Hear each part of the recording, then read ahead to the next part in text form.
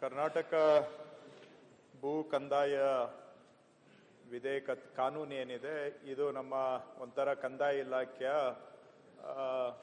ಅಡಿಪಾಯ ಅಂತ ಹೇಳ್ಬೋದು. ಅದರಲ್ಲಿ ಒಂದು 4 ತಿದ್ದುಪಡಿಗಳನ್ನು ತಂದಿದ್ದೇವೆ. ಮೊದಲನೇ ತಿದ್ದುಪಡಿ ಸೆಕ್ಷನ್ 67 ಅಲ್ಲಿ ನಾವು ಮಾಡ್ತಾ ಇರೋದು ಏನಂದ್ರೆ, ಕೆಲವು ಭೂಮಿಗಳು ಈಗ ಕರ್ನಾಟಕ ಭೂ ಕಂದಾಯ ಕಾನೂನಿನ ಪ್ರಕಾರ ಒಂದು ಸಾರಾಂಶ ಏನಂದ್ರೆ, ಯಾವುದೇ ಜಮೀನು ಯಾವುದೇ ಖಾಸಗಿ ವ್ಯಕ್ತಿಗೆ ಸೇರಿಲ್ಲ ಅಂದ್ರೆ ಅದು ಸರ್ಕಾರಕ್ಕೆ ಸೇರಿದೆ ಅಂತ. Any land not privately owned is A government. It's A ಸಾರಾಂಶ, ಸಮ್ಮರಿ ಆಫ್ ದ ಲಾ. ಈಗ ಕೆಲವು ಜಮೀನುಗಳು ಅವರು ಇದು ನನಗೆ ಖಾತೆ ಮಾಡಿಕೊಡಿ ಅಂತ ತಹಶೀಲ್ದಾರ್ಗೆ ಅರ್ಜಿ ಕೊಡ್ತಾರೆ. ತಹಶೀಲ್ದಾರ್ ಹೇಳ್ತಾರೆ, ಇಲ್ಲ ಇದು ಖಾತೆ ಮಾಡ್ಲಿಕ್ಕೆ ಬರುವುದಿಲ್ಲ, ಯಾಕಂದ್ರೆ ನಿಮಗೆ ಹಕ್ಕು ಬಂದಿಲ್ಲ ಅಥವಾ ನಿಮ್ಮ ಹತ್ರ ಇರುವ ದಾಖಲೆಗಳು ನೈಜವಾಗಿಲ್ಲ ಅಂತ ಹೇಳ್ತಾರೆ. ಸೊ ಹಾಗಾಗಿ ನಿಮ್ಮ ಹೆಸರಿಗೆ ಖಾತೆ ಮಾಡೋದಿಲ್ಲ. ಉದಾಹರಣೆಗೆ ಏನು ಅಂತ ಕೇಳಿದ್ರೆ, ಯಾರೋ ಒಬ್ರು ತಂದು ಕೊಡ್ತಾರೆ, ನೋಡಿ ಈ ಜಮೀನ್ ನನ್ಗೆ ಸಾಗುವಳಿ ಚೀಟಿ ಮಂಜೂರಾಗಿದೆ, ಇದ್ರ ಪ್ರಕಾರ ಖಾತೆ ಮಾಡಿ ಅಂತ ಹೇಳಿದಾಗ ತಹಶೀಲ್ದಾರ್ ಹೇಳ್ತಾರೆ, ರೀ ನೀವು ಕೊಟ್ಟಿರೋ ದಾಖಲೆ ಯಾವ್ದು ಸರಿ ಇಲ್ಲ, ಹೋಗ್ರಿ, ಇದು ಖಾತೆ ಮಾಡ್ಲಿಕ್ಕೆ ಆಗುದಿಲ್ಲ, ಇದು ಸರ್ಕಾರಿ ಭೂಮಿ, ಹೋಗ್ರಿ ಅಂತ ಹೇಳ್ತಾರೆ. ಸೊ ಅವ್ರು ಆ ರೀತಿ ಹೇಳಿದಾಗ ಇಷ್ಟು ದಿನ ಏನಾಗ್ತಾ ಇತ್ತು, ಅದರ ವಿರುದ್ಧವಾಗಿ ಅಪೀಲು ಎಸಿಗೆ ಡಿಸಿಗೆ ಹೋಗ್ತಾ ಇತ್ತು. ಡಿಸಿ ಅವ್ರಿಗೆ ಕೇಸನ್ನ ಹಿಯರ್ ಮಾಡ್ತಾ ಇದ್ರು. ಬೆಂಗಳೂರಲ್ಲಿ ಸ್ಪೆಷಲ್ ಡಿಸಿ ಹಿಯರ್ ಮಾಡ್ತಾರೆ, ಅವ್ರಿಗೆ ಡೆಲಿಗೇಟ್ ಆಗಿದೆ. ರಾಜ್ಯದ ಬೇರೆ ಜಿಲ್ಲೆಗಳಲ್ಲಿ ಡಿಸಿಗಳು ಹಿಯರ್ ಮಾಡ್ತಾರೆ. ಹಿಂದೆ ಕಾನೂನಲ್ಲಿ ಏನಿತ್ತು ಅಂದ್ರೆ, the deputy commissioner are a survey officer not lower in the rank than a deputy commissioner ಅಂತ ಇಲ್ಲಿವರೆಗೂ ಇರುವಂತಹದ್ದು. ಈಗ ಈ ತಿದ್ದುಪಡಿ ವಿಧೇಯಕದಲ್ಲಿ ನಾವೇನ್ ಪ್ರಸ್ತಾಪ ಮಾಡಿದ್ದೇವೆ, assistant commissioner are a survey officer not below the rank of assistant commissioner. ಯಾಕೆ ಮಾಡ್ತಾ ಇದ್ದೀರಾ ಅಂತ ತಾವು ಕೇಳಬಹುದು. ಡೆಪ್ಟಿ ಕಮಿಷನರ್ ಆರ್ಡರ್ ಮಾಡಿದ್ರೆ ನೆಕ್ಸ್ಟ್ ಅದು ನೇರವಾಗಿ ಸಿವಿಲ್ ಕೋರ್ಟ್ ಹೋಗುತ್ತೆ. ಆ ಕೋರ್ಟ್ ಅಲ್ಲಿ ಕಾಲಮಿತಿ ಒಳಗಡೆ ನಾವು ಇತ್ಯರ್ಥ ಮಾಡ್ಲಿಕ್ಕೆ ಆಗೋದಿಲ್ಲ. ಬಹುತೇಕ ಆದೇಶಗಳು ಸಾರ್ವಜನಿಕ ಹಿತದಿಂದ ಕೂಡಿರ್ತವೆ ಡೆಪ್ಟಿ ಕಮಿಷನರ್ ಲೆವೆಲ್ ಅಲ್ಲಿ. ಆದ್ರೆ ಕೆಲವು ಆದೇಶಗಳು ಸಾರ್ವಜನಿಕ ಹಿತಕ್ಕೆ ವಿರುದ್ಧವಾಗಿರಬಹುದು. ಅಂದ್ರೆ ಸರ್ಕಾರಿ ಜಮೀನನ್ನ ಯಾರೋ ಹೆಸರು ಖಾತೆ ಮಾಡಿ ಅಂತ ಅವ್ರು ಆರ್ಡರ್ ಮಾಡ್ಬಿಡ್ತಾರೆ. ಮಾಡಿದ ಕೂಡಲೇ ಸರ್ಕಾರನೂ ಕೂಡ ನಾವು ಹೈಕೋರ್ಟ್ ಅಲ್ಲಿ ಹೋಗಿ ನಿಂತ್ಕೋಬೇಕು. ಅಲ್ಲಿ ಏನಾಗುತ್ತೆ, ಸರ್ಕಾರವನ್ನ ಅವ್ರು ಯಾವ ದೃಷ್ಟಿಯಿಂದ ಬೇಕಾದ್ರೂ ನೋಡ್ತಾರೆ. ಸೊ ನಾವು ಇಲ್ಲಿ ಸಾರ್ವಜನಿಕ ಆಸ್ತಿಗಳನ್ನ ಸಂರಕ್ಷಣೆ ಮಾಡೋದಕ್ಕೆ ಕಷ್ಟ ಆಗುತ್ತೆ. ಅದಕ್ಕಾಗಿ ಏನ್ ಮಾಡಿದ್ದೇವೆ, ಈಗ ಇದನ್ನ ಅಸಿಸ್ಟೆಂಟ್ ಕಮಿಷನರ್ಗೆ ಕೊಟ್ಟಿದ್ದೇವೆ. ಉದ್ದೇಶ ಏನಂದ್ರೆ, ಅಸಿಸ್ಟೆಂಟ್ ಕಮಿಷನರ್ ಏನಾದ್ರೂ ಒಂದು ಆರ್ಡರ್ ಪಾಸ್ ಮಾಡಿದ್ರೆ ಅದರ ಅಪೀಲ್ ನೆಕ್ಸ್ಟ್ ಅಪೀಲು ಡಿಸಿಗೆ ಇರುತ್ತೆ. ಸೊ ಅಟ್ಲೀಸ್ಟ್ ನಮ್ಗೆ ಕೈ ಆಡಿಸೋದಕ್ಕೆ ಜಾಗನಾದ್ರೂ ಸಿಗುತ್ತೆ. ಇಲ್ಲ ಅಂತ ಹೇಳಿದ್ರೆ ಒಂದೇ ಸತಿ ಡಿಸಿ ಆರ್ಡರ್ ಮಾಡಿ ಆಮೇಲೆ ನಾವು ಹೋಗಿ ಹೈಕೋರ್ಟ್ಗೆ ಹೋಗ್ಬೇಕು ಅಂತ ಹೇಳಿದ್ರೆ ಎಷ್ಟೋ ಕೇಸುಗಳು ನನ್ನ ಕ್ಷೇತ್ರ ಬೆಂಗಳೂರಿನಲ್ಲೇ ಇದು ಪ್ರಮುಖ ಸಮಸ್ಯೆ.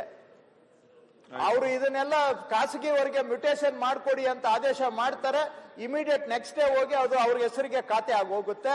ಆಮೇಲೆ ಸರ್ಕಾರ ನಾವು ಗೊತ್ತಾಗೋಷ್ಟು ನಾವು ಬಾಯ್ ಬಡ್ಕೋಬೇಕು. ಸೊ ಅದಕ್ಕಾಗಿ ಈಗ ಸ್ವಲ್ಪ ನಾವು ಸರ್ಕಾರದ ವ್ಯವಸ್ಥೆ ಒಳಗಡೆ ಮತ್ತೆ ಮುಂದುವರೆದು ಏನ್ ಮಾಡಿದ್ದೇವೆ, ಡಿಸಿ ಆದೇಶ ಮಾಡಿದ್ರು ಕೂಡ ನಮ್ಮದು ಕರ್ನಾಟಕ ಅಪಿಲೇಟ್ ಟ್ರಿಬ್ಯುನಲ್ ಅಂತ ಇದೆ. ದಯವಿಟ್ಟು KIT ಬೇರೆ, ಅಪಿಲೇಟ್ ಟ್ರಿಬ್ಯುನಲ್ ಬೇರೆ. ರೆವಿನ್ಯೂ ಮ್ಯಾಟರ್ಸ್ಗೆ ಅಪಿಲೇಟ್ ಟ್ರಿಬ್ಯುನಲ್ ಇದೆ. ಸೊ ಡಿಸಿ ವಿರುದ್ಧವಾಗಿ ಹೌದು ಪಾರ್ಟಿನೇ ಇರ್ಬೋದು, ಸರ್ಕಾರನೇ ಇರ್ಬೋದು, ಅವರು ಹೋಗಿ ಅಪಿಲೇಟ್ ಟ್ರಿಬ್ಯುನಲ್ ಅಲ್ಲಿ ಚಾಲೆಂಜ್ ಮಾಡಬಹುದು ಅದನ್ನ. So first appeal AC, second appeal DC, third appeal is with appellate tribunal. So ಇಲ್ಲಿ ಆದ್ರೆ ಏನಾಗುತ್ತೆ, ನಮ್ಗೆ ಬೇಗ ನ್ಯಾಯ ಸಿಗುತ್ತೆ. ಇವು ಮೀರಿದ ಮೇಲೆ ಹೈಕೋರ್ಟ್ಗೆ ಹೋಗಬಹುದು. ಆ ರೀತಿಯಾಗಿ ತಿದ್ದುಪಡಿಯನ್ನ ಇವತ್ತು ತೆಗೆದುಕೊಂಡು ಬಂದಿದ್ದೇವೆ.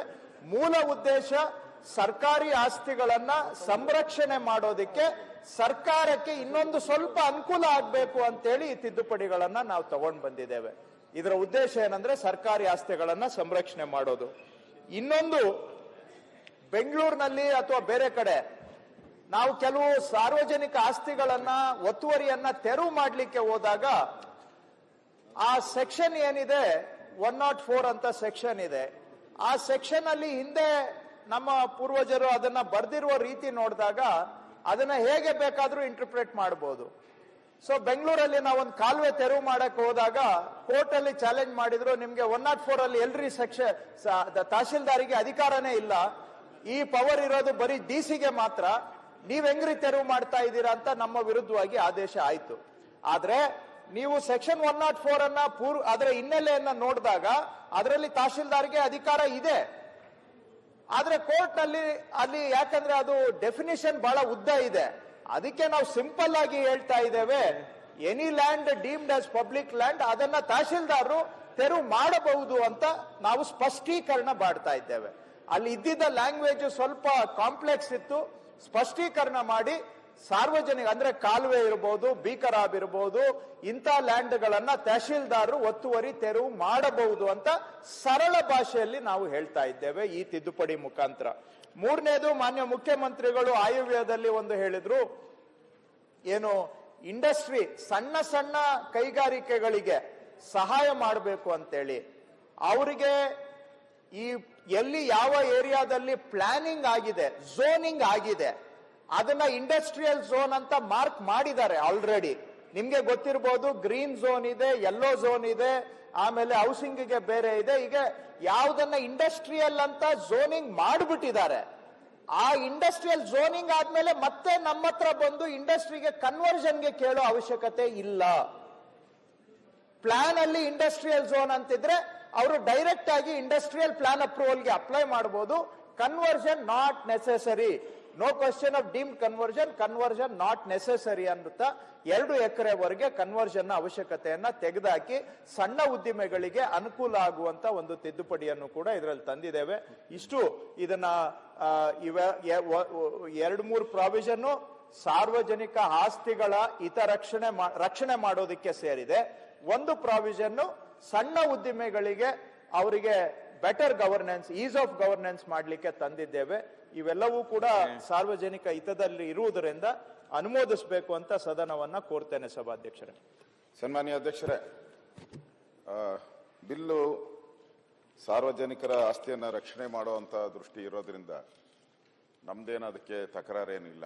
ಆದರೆ ಕೆಲವು ಸಲಹೆಗಳನ್ನ ಕೊಡಕ್ಕೆ ಇಷ್ಟಪಡ್ತೀನಿ. ಪ್ರಮುಖವಾಗಿ ಅಧಿಕಾರವನ್ನ ಈಗ ಅಸಿಸ್ಟೆಂಟ್ ಕಮಿಷನರ್ ಲೆವೆಲ್ಗೆ ತಂದಿದ್ದಾರೆ. ಅಂದ್ರೆ ಅವರು ಅದರಿಂದ ಏನು ಉಪಯೋಗ ಆಗುತ್ತೆ ಅನ್ನೋದಿಲ್ಲ, ಅವರಿಗೆ ಬ್ರೀತಿಂಗ್ ಟೈಮ್ ಸಿಗುತ್ತೆ ಅಷ್ಟೇ. ನಿಮಗೆ ಅಂದ್ರೆ ಬ್ರೀತಿಂಗ್ ಟೈಮ್ ಅಂದ್ರೆ ಕೆಲಸ ಮಾಡೋದಕ್ಕೆ ಬ್ರೀತಿಂಗ್ ಟೈಮ್ ಸಿಗ್ಬೋದು ಅನ್ನೋ ದೃಷ್ಟಿಯಿಂದ ಮಾಡಿದ್ದಾರೆ. ನಾನು ಮುಖ್ಯಮಂತ್ರಿಗಳು ಇಲ್ಲೇ ಇದ್ದಾರೆ. ನನ್ನ ಸಲಹೆ, ನಾನು ರೆವಿನ್ಯೂ ಮಿನಿಸ್ಟರ್ ಆಗಿದ್ದಾಗ ತರಕ್ಕೆ ಪ್ರಯತ್ನ ಪಟ್ಟೆ, ರೀಚ್ ಆಗೋದ್ರಲ್ಲಿ ಆಗ್ಲಿಲ್ಲ ನನ್ನ ಕೈಲಿ. ನೀವ್ ಏನೇ ಮಾಡಿದ್ರು ಕೂಡ ಇವೆಲ್ಲ ಬೆಂಗಳೂರಲ್ಲಿ, ಮೈಸೂರಲ್ಲಿ, ಹುಬ್ಳಿ ಈ ತರದ ಭಾಗಗಳಲ್ಲಿ ಒಂದೊಂದು ಆಸ್ತಿ ನೀವು ಕಬಳಿಕೆ ಮಾಡಿರೋದು 400, 500, 600 ಕೋಟಿ ಕಬಳಿಕೆ ಆಗಿರೋದು. ಮತ್ತೆ ಅವರು ಪ್ಲಾನ್ಡ್ ಆಗಿ ಮಾಡ್ತಾರೆ, ನಮ್ದು ಅನ್ಪ್ಲಾನ್ಡ್ ಅಲ್ಲ ಸರ್ಕಾರದ್ದು. ನಾನು ಟೀಕೆ ಮಾಡಲ್ಲ, ನಮ್ಮ ಲಾಯರ್ಸ್ ಹೋತಾರಲ್ಲ, 5,000 ರೂಪಾಯಿ ಕೊಡ್ತೀರಾ ನೀವು? ನಾವು 5,000 ರೂಪಾಯಿ ಕೊಡ್ತೀರಿ ಸರ್. ನಾನು ಮಿನಿಸ್ಟರ್ ಇದ್ದಾಗ ನಾನು ಮಾಡಿದ್ದು ಹೇಳ್ತೀನಿ, ತಪ್ಪನ್ನ ಹೇಳ್ತಾ ಇದ್ದೀನಿ. 5,000 ರೂಪಾಯಿ ಕೊಡ್ತೀರಿ. ಅವರು ಎಂತೆಂಥ ಲಾಯರ್ ಇರ್ತಾರೆ, ಒಳ್ಳೆ ಅವರು ಇವರು ಎಲ್ಲ 5 ಲಕ್ಷ 10 ಲಕ್ಷ ಅವ್ರು ರೆಡಿಯಾಗಿ ಬರ್ತಾರೆ. ನಮ್ಮವ್ರೇನು ಇಲ್ಲ, ಸೀದಾ ಕೈ ಬೀಸ್ಕೊಂಡು ಹೋಗ್ತಾರೆ, ಕೈ ಬೀಸ್ಕೊಂಡು ಬರ್ತಾರೆ ಅಷ್ಟೇ. ನೀವು ಅದನ್ನ ಅಪ್ಗ್ರೇಡ್ ಮಾಡಲಿಲ್ಲ ಅಂದ್ರೆ, ನಾನು ಅದಕ್ಕೆ ನನ್ನ ಮುಖ್ಯಮಂತ್ರಿ ಇದ್ದಾಗ ಯಡಿಯೂರಪ್ಪನವ್ರನ್ನು ಬೊಮ್ಮಾಯಿರನ್ನ ನಾನು ರಿಕ್ವೆಸ್ಟ್ ಮಾಡಿದೆ, ನಮ್ಮ ಇಲಾಖೆ ಕೊಟ್ಬಿಡಿ ಅದನ್ನ. ನಾವು ಪ್ರತಿಯೊಂದಕ್ಕೂ ಅಡ್ವೊಕೇಟ್ ಜನರಲ್ ಹತ್ರ ಹೋಗ್ಬೇಕು, ಫೋನ್ ಮಾಡಬೇಕು, ಅವ್ರು ಬಿಸಿ ಆಗದೇ ಇಲ್ಲ. ಸರಿಯಾದಂತ ರೋಗ ಅಲ್ಲಿ ನಿಂತ್ಕೊಂಡಿಲ್ಲ ಅಂದ್ರೆ ಇವಾಗ ಎದುರಾಳಿ ಯಾರು ಬರ್ತಾನೋ ಕುಸ್ತಿ ಆಡಕ್ಕೆ, ಅವನ ಎದುರಿಗೆ ನಾವು ಇಕ್ಬೇಕು. ಇಲ್ಲಿ ಪ್ಯಾಂಕಲ್ ತಗೊಂಡೋಗಿ ನಿಲ್ಸಿದ್ರೆ ಅಲ್ಲಿ ಏನು ಉಪಯೋಗ ಆಗ್ತೈತೆ? ಎಲ್ಲ ಸೋಲ್ತೀರಿ. 100ಕ್ಕೆ 95% ಈ ಕೇಸ್ಗಳನ್ನ ಸೋಲ್ತೀರಿ. ದಯವಿಟ್ಟು ನನ್ನ ಕ್ಷೇತ್ರದಲ್ಲೇ ನಾನು ಮೊನ್ನೆ ಸುಮಾರು 1,000 ಕೋಟಿ ಈ ತರ ಒತ್ತುವರಿ ಆಗಿದ್ನ ತೆರವು ಮಾಡಿಸಿ ಈಗೆಲ್ಲ ಪಾರ್ಕ್ಗಳು ಮಾಡಿದಿರಿ. ಈಗ ನಾನು ಮುಖ್ಯಮಂತ್ರಿಗಳು ಇರೋದು ಹೇಳಿ ವಿನಂತಿ ಮಾಡ್ತೀನಿ, ಸಾವಿರಾರಲ್ಲ ಲಕ್ಷಾಂತರ ಕೋಟಿ ರೂಪಾಯಿ ಬರ್ತದೆ. ನೀವು ದಯವಿಟ್ಟು ಈಗ ರೆವಿನ್ಯೂ ಮಿನಿಸ್ಟ್ರು ಇದ್ದಾರೆ, ಅವ್ರಿಗೆ ಒಂದು ಸಪರೇಟ್ ಲೀಗಲ್ ಸೆಲ್ ಕೊಟ್ಬಿಡಿ.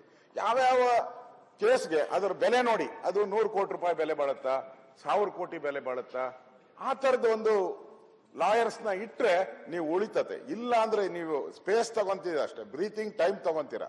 ಈ ಬ್ರೀತಿಂಗ್ ಟೈಮ್ ತಗೊಳೋದ್ರಿಂದ ಅಷ್ಟೇ ನನಗೇನು ಬೆನಿಫಿಟ್ ಅನ್ಸಲ್ಲ. ಅದಕ್ಕೋಸ್ಕರ ಇಲ್ಲಿ ಮುಖ್ಯಮಂತ್ರಿಗಳೇ ಇರೋದ್ರಿಂದ ಒಂದು ದಯವಿಟ್ಟು ಅದನ್ನ ಈ ಲೀಗಲ್ ಸೆಲ್ಲಿಂದ ಕಂದಾಯ ಇಲಾಖೆಗೆ ಒಂದು ಲೀಗಲ್ ಸೆಲ್ ಮಾಡಿ. ಯಾಕಂದ್ರೆ ಇಲ್ಲೇ ಸಾವಿರಾರು ಕೋಟಿ ಆಸ್ತಿ ಉಳಿದಿರುವಂಥದ್ದು, ಇದನ್ನ ಉಳಿಸ್ಕೊಬೇಕು. ಕೆರೆಗಳನ್ನ ಉಳಿಸ್ಬೇಕಾದ್ರೆ ಇದನ್ನ ಮಾಡಿದ್ರೆ ಒಳ್ಳೇದು. ನಾನು ಬಿಲ್ಲನ್ನ ಸ್ವಾಗತ ಮಾಡ್ತಾ ಇದ್ದೀನಿ. ಈ ಬಿಲ್ಲು ಒಳ್ಳೇದಿದೆ.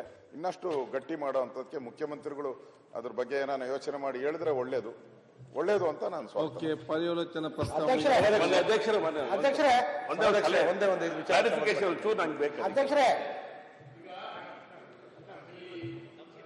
95ನೇ ಪ್ರಕರಣದ ಅಡಿ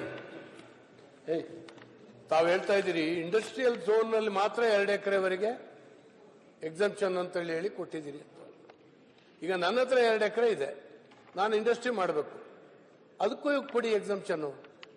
ಇಂಡಸ್ಟ್ರಿಯಲ್ ಝೋನ್ ನಲ್ಲಿ ಏನು ಈಗ ಅಲ್ಲೇಷನ್ ಮಾಡಲಿಕ್ಕೆ, ಈ ಕನ್ವರ್ಷನ್ ಮಾಡಲಿಕ್ಕೆ ವಿಚಿತ್ರವಾಗಿರ್ತಕ್ಕಂಥ ಹಿಂಸೆ ಪಡಬೇಕಾಗಿದೆ. ನಮ್ಮ ರೆವಿನ್ಯೂ ಇಲಾಖೆ, PWD, ನ್ಯಾಷನಲ್ ಹೈವೇ ಎಲ್ಲರ ಹತ್ರ ಸುತ್ಕೊಂಡು ಬರಬೇಕಾಗಿದೆ. ಇಂತಹ ಸಂದರ್ಭದಲ್ಲಿ ನನ್ನ ಖಾತೆದಾರನ ಭೂಮಿಯನ್ನು ಕೂಡ ಈ ರೀತಿ ಕನ್ವರ್ಷನ್ ಮಾಡಿ ಇಂಡಸ್ಟ್ರಿ ಮಾಡಲಿಕ್ಕೆ ಕೊಟ್ರೆ ಸಣ್ಣ ಸಣ್ಣ ಇಂಡಸ್ಟ್ರಿಗಳು ಬರಲಿಕ್ಕೆ ತುಂಬಾ ಹೆಲ್ಪ್ ಆಗ್ತದೆ. ನೀವು ಝೋನ್ ನಲ್ಲಿ ಮಾತ್ರ ಅಂತ ಹೇಳಿದ್ರೆ ಸರಿ ಇರ್ಬೋದು ನಿಮ್ದು. ಅದ್ರ ಬಗ್ಗೆ ಒಂದು ಕ್ಲಾರಿಫಿಕೇಶನ್ ಕೊಡ್ಬೇಕೇನಾದ್ರು ಮಾಡಬಹುದೇ ಅಂತ. ಎಲ್ಲೆಲ್ಲಿ ನಾವು ಈಗಾಗಲೇ ಇಂಡಸ್ಟ್ರಿಯಲ್ ಏರಿಯಾಗಳು ಅಂತ ನಾವು ಮಾಡಿದ್ದೇವೆ. ಉದಾಹರಣೆಗೆ ಶಿವಮೊಗ್ಗದ ನಾನು ಹೇಳ್ತೇನೆ. ಅಲ್ಲಿಗೆ ಆ ಇಂಡಸ್ಟ್ರಿಯಲ್ ಏರಿಯಾಕ್ಕೆ ಅದು ಸಬ್ ರಿಜಿಸ್ಟ್ರಾರ್ ವ್ಯಾಲ್ಯೂಯೇಷನ್ ಫಿಕ್ಸ್ ಮಾಡಿಲ್ಲ ನಾವಿನ್ನು. ಅದೊಂದು ಪ್ರಾಬ್ಲಮ್ ಇದೆ ಸರ್. ಅದಕ್ಕೇನಾದ್ರು ಒಂದು ಪರಿಹಾರ ಹುಡ್ಕೊಳ್ಳುವಂತ ಕೆಲಸ ಮಾಡಿದ್ರೆ ನಿಜವಾಗ್ಲೂ ಒಳ್ಳೆ ಒಂದು ಇದಾಗುತ್ತೆ. ಇಲ್ದಿದ್ರೆ ಏನಾಗ್ತಿದೆ KSSIDC ನಮಗೆ ಹ್ಯಾಂಡ್ ಓವರ್ ಮಾಡ್ತಾರೆ ಅಂತ ಇಟ್ಕೊಳ್ಳಿ. ನಮಗೆ ಹ್ಯಾಂಡ್ ಓವರ್ ಮಾಡುವಂತ ಸಂದರ್ಭದೊಳಗಡೆ ಅಲ್ಲೊಂದಷ್ಟು ಅದೊಂದು ಏನಾದ್ರು ಫಿಕ್ಸ್ ಮಾಡಬೇಕು ಅಂತ ಹೇಳಿ ಸಬ್ ರಿಜಿಸ್ಟ್ರಾರ್ ವ್ಯಾಲ್ಯೂಯೇಷನ್ ಅದಕ್ಕಿರಲ್ಲ, ಮಾರ್ಕೆಟ್ ವ್ಯಾಲ್ಯೂಯೇಷನ್ ಫಿಕ್ಸ್ ಮಾಡಕ್ಕೆ ಹೇಳ್ಬಿಡ್ತಾರೆ ನಮಗೆ. ಸೊ ಅದಕ್ಕೆ ಪೂರ್ವಕವಾಗಿ ಒಂದಷ್ಟು ಇದರೊಳಗಡೆ ಮಾಡುವಂಥದ್ದು ಬಹಳ ಅಗತ್ಯತೆ ಇದೆ. ಅದನ್ನು ಜೋಡಿಸ್ಕೊಂಡು ಸರಳೀಕೃತ ಮಾಡಿದ್ರೆ ಒಳ್ಳೇದಾಗುತ್ತೆ. ಸಭಾಧ್ಯಕ್ಷೆ, ಸಚಿವರೇ ಏನಿಲ್ಲ, ಇದು ನೀವು ಆಕ್ಚುಲಿ ಮಾಡ್ತಿರ್ತಕ್ಕಂಥದ್ದು ಸ್ವಾಗತ ಸಚಿವರೇ. ಆಯ್ತು, ಅಲ್ಲ ಒಂದೇ ನಿಮಿಷ ಸಚಿವರೇ, ಮಾಡ್ತಿರ್ತಕ್ಕಂಥದ್ದು ಸ್ವಾಗತ, ಒಳ್ಳೆ ವಿಚಾರ, ಅದರಲ್ಲೇನು ವಿಚಾರ ಇಲ್ಲ. ಬಟ್ ಏನಾಗಿದೆ, ಹಿಂದೆನೂ ಕೂಡ ನೀವು ಒಂದು ಇದು ಮಾಡಿದ್ರಿ, ಈ ರೈತರು ಓಡಾಡ್ತಕ್ಕಂಥ ಕಾಲ್ದಾರಿ ಮತ್ತೆ ಬಂಡಿ ದಾರಿಗಳನ್ನ ಯಾರು ರಸ್ತೆಗೆ ಅಡ್ಡಗಟ್ಟಿದ್ರೆ ಅದು ಓಡಾಡಕ್ಕೆ ತೊಂದರೆ ಕೊಡ್ತಾರೆ, ಬಿಡಿಸ್ಬೇಕು ಅಂತೇಳಿ ತಹಸೀಲ್ದಾರ್ಗೂ ಇನ್ಸ್ಟ್ರಕ್ಷನ್ ಕೊಡ್ತಾರೆ. ಅದು ಒಳ್ಳೆ ವಿಚಾರ, ನಾವು ಕೂಡ ಸ್ವಾಗತ ಮಾಡ್ತೀವಿ. ಯಾಕೆಂದ್ರೆ ಎಷ್ಟೋ ರೈತರು ಬೆಳೆನೆ ಬೆಳೆದ್ಬಿಟ್ಟು ಓಡಾಡಕ್ಕೆ ದಾರಿಗೆ ತೊಂದರೆ ಕೊಟ್ಟು ಬೆಳೆನೇ ತರಕ್ಕಾಗಿಲ್ಲ. ಈ ರೀತಿ ಕೇಸ್ಗಳು ನಮ್ಮ ಕ್ಷೇತ್ರದಲ್ಲಿ ತುಂಬಾ ಇದೆ. ಏನಾಗಿದೆ ಅಂದ್ರೆ ತಹಸೀಲ್ದಾರ್ಗಳು ಏನ್ ಮಾಡ್ತಾರೆ ಅಂದ್ರೆ ನಮ್ಗೆ ಯಾಕೆ ಬೇಕು ಈ ವಿಷ ಬೇರೆ ಅಂತ ಹೇಳಿ ಒಂದೇ ನಿಮಿಷ ಅಧ್ಯಕ್ಷ, ಇದು ಎಲ್ಲರಿಗೂ ರೈತರಿಗೆ ತುಂಬಾ ಇಂಪಾರ್ಟೆಂಟ್ ವಿಚಾರ, ಅವ್ರ ಇಲಾಖೆಗೆ ಸಂಬಂಧಪಟ್ಟಿದ್ದು. ಅಲ್ಲ, ಅದಕ್ಕೇನೆ ನೀವು ಅಧಿಕಾರಿಗಳಿಗೆ ದಯವಿಟ್ಟು ಸ್ಟ್ರಿಕ್ಟ್ ಆಗಿ ಗೈಡ್ಲೈನ್ಸ್ ಕೊಡಿ. ಏನಾಗಿದೆ ಅಂತ ಹೇಳಿದ್ರೆ ದಾರಿ ಬಿಡಿಸಬೇಕು ಅಂತ ಹೋದಾಗ ಅಥವಾ ಇನ್ನೊಂದೇನೋ ಸರ್ಕಾರಿ ಜಾಗ ಬಿಡಿಸಬೇಕು ಅಂತ ನಮ್ಗೆ ಯಾಕಬೇಕು ನಿಷ್ಠುರ ಹಂಗೆ ತಳ್ಳಿ ಪೋಸ್ಟ್ಪೋನ್ ಮಾಡ್ತಾರೆ. ಕರೆಕ್ಟ್ ಆಗಿ ಇಂಪ್ಲಿಮೆಂಟ್ ಆಗಿ ಅಧಿಕಾರಿಗಳು ಕೂಡ ಕರೆಕ್ಟ್ ಆಗಿ ಫಾಲೋ ಮಾಡಲಿ ಅಂತ ಅಷ್ಟೇ. ಸನ್ಮಾನ್ಯ ಅಧ್ಯಕ್ಷರೇ, ರೆವಿನ್ಯೂ ಮಂತ್ರಿಗಳಾದ್ಮೇಲೆ ಬೇಕಾದಷ್ಟು ಸುಧಾರಣೆ ತರ್ತಕ್ಕಂತ ತೀರ್ಮಾನವನ್ನ ಮಾಡ್ತಾ ಇದ್ದಾರೆ. ಜಿಲ್ಲಾಧಿಕಾರಿಗಳಿಂದ ಅಸಿಸ್ಟೆಂಟ್ ಕಮಿಷನರ್ ಅವರಿಗೆ ತಾವು ಅಧಿಕಾರ ಕೊಡ್ತಾ ಇರ್ತಕ್ಕಂಥದ್ದು ಒಳ್ಳೇದೇ. ಬಟ್ ನಾರ್ತ್ ಸರ್ಕಾರ AC, ಸೌತ್ ACಗಳು ಇಬ್ಬರು ACಗಳು ತಾವು ಕರೆಸಿ ಯಾವ ಕೆಟ್ಟ ಮಾತಾಡಿದ್ರು ಕೂಡ ಸೆಟ್ರೇಟ್ ಆಗ್ತಕ್ಕಂಥದ್ದು ನಿದರ್ಶನ ಆಗ್ತಾ ಇಲ್ಲ. ಇಂಥ ಅಧಿಕಾರ ಕೊಡುವಾಗ ಏನಾದ್ರೂ ಬೈಂಡಿಂಗ್ಸ್ ಮಾಡಿ ಅಧಿಕಾರ ಕೊಟ್ರೆ ಅವ್ರಿಗೆ ಇದು ಅನುಕೂಲ ಆಗ್ತದೆ. ಇಲ್ಲ ಅಂತಂದ್ರೆ ಇನ್ನೂ ಹೆಚ್ಚಿನ ಅಧಿಕಾರವನ್ನ ಕರಪ್ಷನ್ ಮಾಡ್ತಕ್ಕಂಥದಕ್ಕೆ ಇದು ಅನುಕೂಲ ಆಗ್ತದೆ.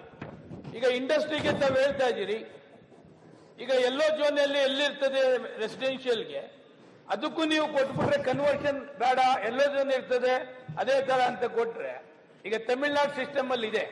ತಮಿಳ್ನಾಡಲ್ಲಿ ಏನಿದೆ, ಸಿಟಿ ಡೆವಲಪ್ಮೆಂಟ್ ಪ್ಲಾನ್ ಅಲ್ಲಿ ಎಲ್ಲೆಲ್ಲಿ ಎಲ್ಲೋ ಝೋನ್ ಅಂತ ಇದೆ, ಅದನ್ನ ಕನ್ವರ್ಷನ್ ಮಾಡ್ತಕ್ಕಂಥ ಅವಶ್ಯಕತೆ ಇಲ್ಲ. ಆಮೇಲೆ ಇಲ್ಲೇನ್ ಮಾಡ್ತೀರಿ ನೀವು, ವಿಲೇಜ್ ಅಕೌಂಟೆಂಟ್ ಬರ್ದದ್ದನ್ನ ಜಿಲ್ಲಾಧಿಕಾರಿಗಳು ಅದೇ ಬರೀತಾರೆ. ಅದಕ್ಕೆ ಏನಾದ್ರೂ ಇಷ್ಟು ಎಕರೆ 3 ಎಕರೆ 4 ಎಕರೆ 5 ಎಕರೆ ಅಂತ ಕನ್ವರ್ಷನ್ ಆದ್ರೆ ಎಷ್ಟೋ ಗೃಹ ನಿರ್ಮಾಣ ಸಹಕಾರ ಸಂಘಗಳು 1 ವರ್ಷದೊಳಗಡೆ ನಿವೇಶನ ಕೊಡ್ತಕ್ಕಂಥದ್ದಕ್ಕೆ ಆಗ್ತದೆ. ಅದರಿಂದ ನೀವು ಬಹಳ ಬೇಕಾದಷ್ಟು ಮಾಡ್ತಾ ಇದ್ದೀರಿ. ಆಮೇಲೆ ಸರ್ಕಾರಿ ಭೂಮಿಗಳು ಹೇಳ್ತಾ ಇದ್ದೀರಿ. ಸನ್ಮಾನ್ಯ ವಿರೋಧ ಪಕ್ಷ ನಾಯಕರು ಮಾತನಾಡಿದ್ರು, ನನ್ನ ಕ್ಷೇತ್ರದಲ್ಲೇ ತಮಗೂ ಮಾತನಾಡಿದ್ದೇನೆ, ಇಲ್ಲೇ ಎಲ್ಲ ಕ್ವಶನ್ ಹಾಕಿದ್ದೇನೆ, ಎಲ್ಲ ಹಾಕಿದ್ದೇನೆ. 100 ಎಕರೆನ ಕಬಳಿಸ್ತಕ್ಕಂಥದ್ದನ್ನ ವಸೂಲಿ ಮಾಡಕ್ ಆಗ್ತಾ ಇಲ್ಲ ಮುಖ್ಯಮಂತ್ರಿಗಳೇ, ರಿಕವರಿ ಮಾಡಕ್ ಆಗ್ತಾ ಇಲ್ಲ. 18 ಎಕರೆ ಒಂದು ಫ್ಯಾಮಿಲಿ ಒಬ್ಬ ಅಡ್ವೊಕೇಟ್ 3 ಎಕರೆನ ಅವ್ರ ಅಪ್ಪನಿಗೆ, ಅವ್ರ ತಾಯಿಗೆ, ಅವ್ರ ಹೆಂಡತಿಗೆ, ಅವ್ರ ಅಕ್ಕನಿಗೆ, ಅವ್ರ ತಂಗಿದಿಗೆ 3 ಎಕರೆ 18 ಎಕರೆನ ಒಂದೇ ಫ್ಯಾಮಿಲಿಗೆ ಮಾಡಿಸ್ಕೊಂಡಾರೆ. ಅದನ್ನ 94 ಇದರಲ್ಲಿ ವಾಪಸ್ ತಗೊಳಕ್ ಆಗ್ತಾ ಇಲ್ಲ ನಾವು. ಯಾಕೆ ಅಂತಂದ್ರೆ ಸುಪ್ರೀಂ ಕೋರ್ಟ್ ಅಲ್ಲಿ ಅವರು ಮಾಡಿಸ್ಕೊಂಡಿದ್ದಾರೆ. ಇದಕ್ಕೆ ರೆವಿನ್ಯೂ ಡಿಪಾರ್ಟ್ಮೆಂಟ್ ಶಾಮೀಲಿದೆ, ಎಲ್ಲ ಇದೆ. ಅದರಿಂದ ನೀವು ಮಾಡ್ತಾ ಇರ್ತಕ್ಕಂಥದ್ದು ಸ್ವಲ್ಪ ಬಿಗಿಯಾಗಿ ಕಾನೂನನ್ನ ಮಾಡಿ ಅಂತೇಳಿ ರೆವಿನ್ಯೂ ಮಂತ್ರಿಗಳೆಲ್ಲ ರಿಕ್ವೆಸ್ಟ್ ಮಾಡ್ತಾರೆ.